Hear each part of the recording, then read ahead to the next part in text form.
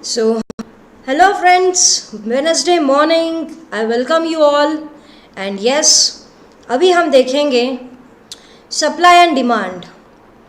Guys, मुझे ये बताओ, कोई भी चीज़ की प्राइस हो, किसकी भी प्राइस हो, एक वॉच की प्राइस हो, मोबाइल की प्राइस हो, कपड़ों की प्राइस हो, मिल्क की प्राइस हो, गुड्स की प्राइस हो, बिस्किट की प्राइस हो, कोई भी गुड्स जो आप खरीदने चाहते हो गाइस, इसकी प्राइस कैसे डिटरमाइन होती है. बहुत लोगों को लगता है मैम आप लोग बताइए मुझे कैसे डिटरमाइन होगी.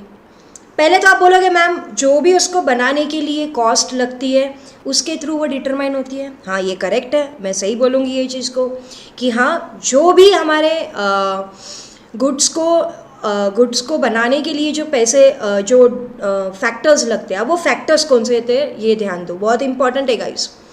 अब जैसे कि मुझे कोई प्रोडक्ट बनाना है, मैस कर लो, मुझे ये मोबाइल फ़ोन बनाना है, ठीक है. This mobile phone I want to make it. मुझे मोबाइल फ़ोन बनाने के लिए एक फैक्ट्री डालनी है. तो ये फैक्ट्री डालने के लिए आपको क्या क्या लगेगा, आपको क्या लगता है कि क्या लगेगा मुझे. डेफिनेटली हवा में तो नहीं बनेगा ना प्रोडक्ट, ठीक है. तो उसके लिए मुझे एक सबसे पहले लैंड लगेगी. तो लैंड बन जाता है एक प्राइमरी फैक्टर. कोई भी चीज़ को प्रोड्यूस करने के लिए आपको फैक्टर्स जो लगते हैं बनाने के लिए, उसमें का सबसे प्राइमरी फैक्टर बन जाता है लैंड, ठीक है. Land is the primary factor of production. हम ऐसा बोल सकते हैं, land is the primary factor of production. क्योंकि कोई भी चीज़ हवा में तो नहीं बनेगी ना, उसके लिए आपको एक सेटअप लगेगा, जगह लगेगी, ऑफिस लगेगा, प्रोडक्शन हाउस लगेगा, जो भी हो, फैक्ट्री लगेगी, जो भी हो, लगेगा कि नहीं, कारखाना लगेगा. तो वो बनाने के लिए आपको लैंड तो ले लगेगी. तो सबसे पहला इन्वेस्टमेंट आपका बन जाता है लैंड का.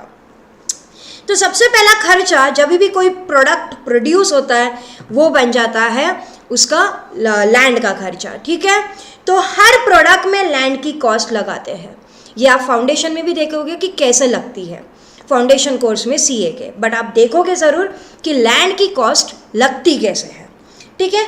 सेकेंड कॉस्ट लगती है, अब ये चीज़ मुझे बनानी है, ठीक है. इसके लिए मुझे एक मशीनरी लगेगी बनाने के लिए. कोई ना कोई मशीन तो लगेगी ना आज के डेट में, क्योंकि आज मैक्सिमम काम कौन करता है, मशीन्स कर रही है, ठीक है.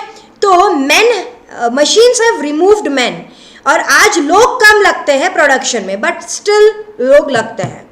जैसे कि पहले, आज से 20 साल पहले वीडियोकॉन में जो वीडियोकॉन शेंद्रा MIDC के पास, चित्तेगांव के पास है हमारा, जो बंद हो चुका है अभी. बट पहले जब था, जब Videocon TVs, washing machine, fridge, cooler चलता था, तो पहले लोग कितना काम करते थे वहाँ पर.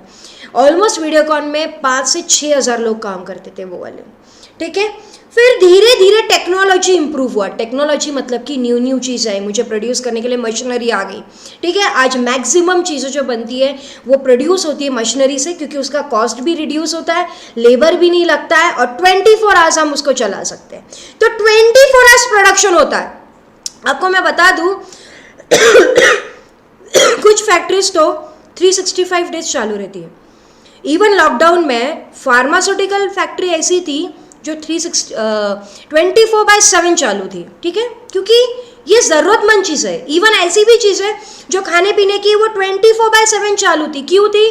क्योंकि ये ज़रूरतमंद चीज़ है, उसका प्रोडक्शन रुक जाएगा तो इसका क्या हो जाएगा, प्राइस बढ़ जाएगा, क्योंकि लोगों की डिमांड बढ़ जाएगी और सप्लाई क्या हो जाएगा, कम हो जाएगा, ठीक है. अब हम ये कंसेप्ट पे आएंगे धीरे धीरे.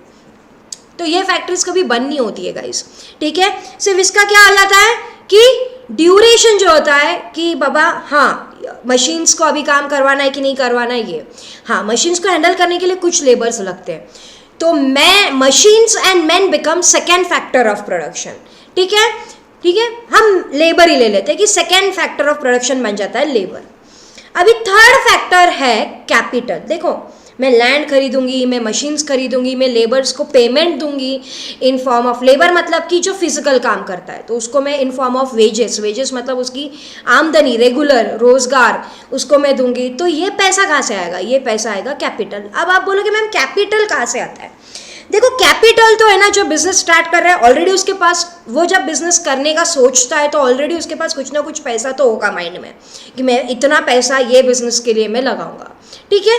वरना कैपिटल हम लोन भी ले सकते हैं फॉर कैपिटल, और वो लोन हम कहाँ से लेंगे? वो लोन हम लेंगे पहले रिलेटिव्स, फ्रेंड्स से, ठीक है। वो उसको बोलेंगे, कन्विंस करेंगे, हाँ उससे हमारा नीड सेटिस्फाई हो गया तो बिजनेस शुरू। बट नहीं हुआ तो फिर हम जाते हैं फाइनेंशियल इंस्टीट्यूशंस, जैसे कि पहले के था वो टाइम पर था जमींदास, जागीरदास, उनसे हम लेते थे 2% पे 3% पे महीने के, वो देते थे हमें पैसे और गिरवी रखते थे। आज हमारे पास क्या है पता है? आज हमारे पास बैंक है और बैंक से हम लेते हैं लोन, ठीक है। और हर टाइप का लोन मिलता है, पर्सनल लोन मिलता है, कार लोन मिलता है, होम लोन मिलता है, हम बोल सकते हैं कि प्रॉपर्टी लोन अगेंस्ट प्रॉपर्टी मिलता है, प्रोजेक्ट लोन मिलता है, every type of loan is provided guys today in today's world. तो ये बन जाता है लोन। तो कैपिटल बहुत सारे फॉर्म्स में मिल सकता है, and next form is shares. तो यस, हम शेयर्स के फॉर्म में भी कैपिटल को लेकर आ सकते हैं। जैसे कि मैंने क्या किया कि मैंने बोला कि मुझे मेरे कंपनी को एक्सपांड या चालू करने के लिए मुझे लोगों से पैसे मिलने चाहिए, तो लोगों से मैं पैसे लूँगी तो मैं मेरा जो बिजनेस करूँगी अच्छे से करने के बाद लोगों को इन फॉर्म ऑफ डिविडेंड दूंगी, ठीक है। मेरे शेयर की प्राइस बढ़ेगी तो लोग और इंटरेस्ट लेंगे और मेरे शेयर्स में इन्वेस्ट करेंगे, तो मेरी वैल्यू ऑफ प्रोडक्ट बढ़ेगा, मेरा वैल्यू ऑफ कंपनी बढ़ेगा, मेरा गुडविल बढ़ेगा, ठीक है, मेरा रॉयल्टी बढ़ेगा, मेरा नाम रिकॉग्नाइज होगा। जैसे आज रिलायंस, टाटा, बिरला, ये नाम क्यों है? क्योंकि इन्होंने इनका गुडविल बनाया हुआ है, ठीक है। और उसके बाद जैसे कि लैंड हो गया, लेबर हो गया, कैपिटल हो गया। अभी एंटरप्रेनर, एंटरप्रेनर को क्या मिलता है? एंटरप्रेनर को मिलता है इतनी मेहनत करने के बाद वो काय के लिए कर रहा है ये सब चीज़ें? एक ही चीज़ के लिए, दैट इज प्रॉफिट, ठीक है। एक तो goodwill and first is profit, actually मैं तो बोलूँगी सिर्फ प्रॉफिट। तो प्रॉफिट के लिए अगर वो काम कर रहा है गाइस, तो उसका कुछ ना कुछ तो प्रॉफिट बनता है जब वो इतना प्रोड्यूस कर रहा है। तो ये पूरे प्रोडक्ट बनाने में लैंड, लेबर, कैपिटल, एंटरप्रेनर, फिर से मैं बोल रही हूँ, लैंड, लेबर, कैपिटल, एंटरप्रेनर, ये चारों प्रोडक्ट्स के लिए लगेंगी। समझ में आ रहा है कि ये चारों प्रोडक्ट्स के लिए लैंड, लेबर, कैपिटल, एंटरप्रेनर हमको लगेंगे। क्या लगेंगे? ठीक है, पैसे लगेंगे, और ये प्रोडक्ट को बनाते टाइम ये लगता है। अब ये तो हो गया प्रोडक्ट को बेसिक फॉर्म में बनने को तैयार हो गया प्रोडक्ट। अब ये बेचने के लिए देखो एक चेन होती है बेचने के लिए, ठीक है। प्रोड्यूसर और कस्टमर के बीच में एक चेन होती है, ठीक है। जो ये मैं प्रोडक्ट लेती हूँ ना, डायरेक्ट मैं प्रोड्यूसर से नहीं ले रही हूँ। ये तो चाइना में बन रहा है, ठीक है। मैं डायरेक्ट प्रोड्यूसर से ले रही हूँ क्या? नहीं ले रही हूँ। तो यहाँ पर वो प्रोड्यूसर जब किसी को डिस्ट्रीब्यूटर बोलते हैं, वो उसको क्या बोलेंगे हम? डिस्ट्रीब्यूटर, ठीक है। कस्टमर और प्रोड्यूसर के बीच में जो मीडिएटर्स होते हैं, ठीक है, उनको बोलेंगे हम डिस्ट्रीब्यूटर। वो उनकी भी प्राइस लगाते हैं, ठीक है। मैं आपको बोलती हूँ कि mobile phone max to max 8 से 10 हज़ार में बनता है एक प्रोड्यूसर के लिए, बट वो बेचते 30 हज़ार में, 15, 20, 25, 30, क्वालिटी वाइज इम्प्रूव होता है। तो ये कैसे बनते हैं? इस पे होता है ब्रांडिंग, एडवर्टाइजमेंट, डिस्ट्रीब्यूशन मतलब होलसेलर, ठीक है, फिर रिटेलर, फिर कस्टमर। वो डिस्ट्रीब्यूशन चैनल में भी बहुत सारे डिस्ट्रीब्यूशन चैनल होंगे, ठीक है। फिर वो मार्केटिंग करते हैं, वो कोई हीरो हीरोइंस को लेते हैं मार्केटिंग करने के लिए ताकि उनका ब्रांडिंग बने, सब बने, उसमें वो प्राइस ऐड होती है। और जब वो आप खरीदते हो तो आप खरीदते वक्त ये सभी चीज़ों की प्राइस इनडायरेक्टली पे करते हो, ठीक है। और वो प्राइस को बोला जाता है डिमांडेड, ठीक है। जब आप खरीदते हो इट मतलब वो डिमांड है, ठीक है, तो वो बन जाता है डिमांड। अब यहाँ पर जो खरीद रहे हो, जो बेच रहा है, वो बन जाता है सप्लायर। तो उसको बोलेंगे क्या? सप्लायर। तो प्राइस इज डिटरमाइंड, जितना ज़्यादा डिमांड उतना ज़्यादा प्राइस, जितना कम डिमांड उतना कम प्राइस। फिर से मैं बता रही हूँ, जितना ज़्यादा डिमांड उतना ज़्यादा प्राइस रहेगा, ठीक है, क्योंकि बेचने वाला हमेशा ज़्यादा प्राइस पे बेचना चाहेगा। अभी एक्सेप्शनल रहेंगे इसके बीच में, ऐसा नहीं कि हर जगह पर रहेगा, ठीक है। बट जैसे डिमांड बढ़ते जाती है, गुड्स की प्राइस ग्रेजुअली बढ़ते भी जाती है, ठीक है, पॉपुलेशन बढ़ेगा तो डिमांड बढ़ती है, एक घर में पहले 2 लोग थे अब 4 लोग हो गए तो भी डिमांड बढ़ेगी चीज़ों की, ठीक है। उसके बाद डिमांड और किन चीज़ों पे बढ़ती है, डिमांड बढ़ती है टेस्ट हो, हैबिट्स, हमारी हैबिट क्या है, जैसे सिगरेट की डिमांड है, लोग पीते हैं, they know it's not good for their body but still पीते हैं, अल्कोहल फिर भी लेते हैं बट स्टिल उसका वो क्यों बिक रहा है, क्योंकि उसका डिमांड है, इसलिए सप्लाई हो रहा है और काफ़ी कमाते हैं लोग। आपको पता नहीं है FMCG प्रोडक्ट्स ये जो हमारे लिए अच्छे नहीं है वो प्रोडक्ट्स पे सबसे ज़्यादा टैक्स लगता है, बट हम वो नहीं मानते, हमको तो सिर्फ हमारी हैबिट है, हमारी टेस्ट है, वो फैशन है, ठीक है, और इसलिए हम वो खरीदते हैं।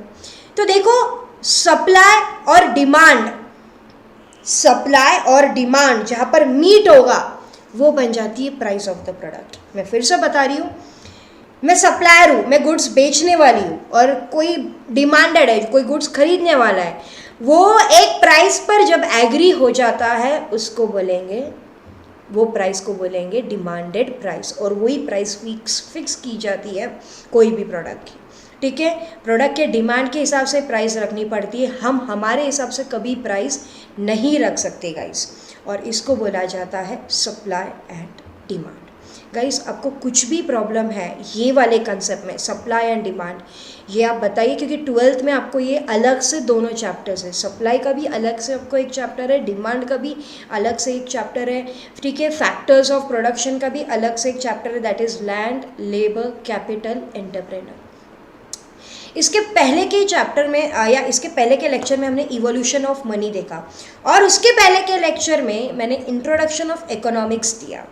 तो एक बार शायद हम रिवाइज कर लेते हैं कि इंट्रोडक्शन ऑफ इकोनॉमिक्स में who's father of economics, anyone who can tell me? Yes yes yes, father of economics is Adam Smith, ठीक है। उन्होंने किस पे रिलेट किया है इकोनॉमिक्स को? He has related economics on wealth, ठीक है। Second, professor Alfred Marshall, Alfred Marshall ने इकोनॉमिक्स को डिफाइन किया है wealth as well as welfare, मतलब कि लोगों का हित भी होना चाहिए और हमने कमाना भी चाहिए, उसके हिसाब से, एडम स्मिथ के हिसाब से wealth and welfare is economics. उसके बाद रॉबिन्स ने दिया है और काफ़ी अच्छा सूझबूझ कर ये डेफिनेशन निकाला है कि a man who satisfy his maximum needs with the minimum available resources is economics. The efficiently वो यूज़ करता है, जितना अच्छे से वो मैनेज करता है उसके नीड्स को विथ लिमिटेड, हम बोल सकते हैं, या लिमिटेड बजट में, उसको बोला जाता है इकोनॉमिक्स, ठीक है। और कौटिल्य ने अर्थशास्त्र को क्या बोला है? अर्थ मीन्स वेल्थ एंड शास्त्र मीन्स मैनेजमेंट ऑफ वेल्थ और हाउस होल्ड, ठीक है, इसको बोला जाता है अर्थशास्त्र, इकोनॉमिक्स। और जब आप ये सीख जाते हो you can be a very good economist. Thank you guys, Thursday का वीडियो मैं आपको लेकर आ रही हूँ टुमारो, स्टे ट्यून्ड, और कोई भी डाउट्स है you can ask me directly and please don't forget to like. Thank you.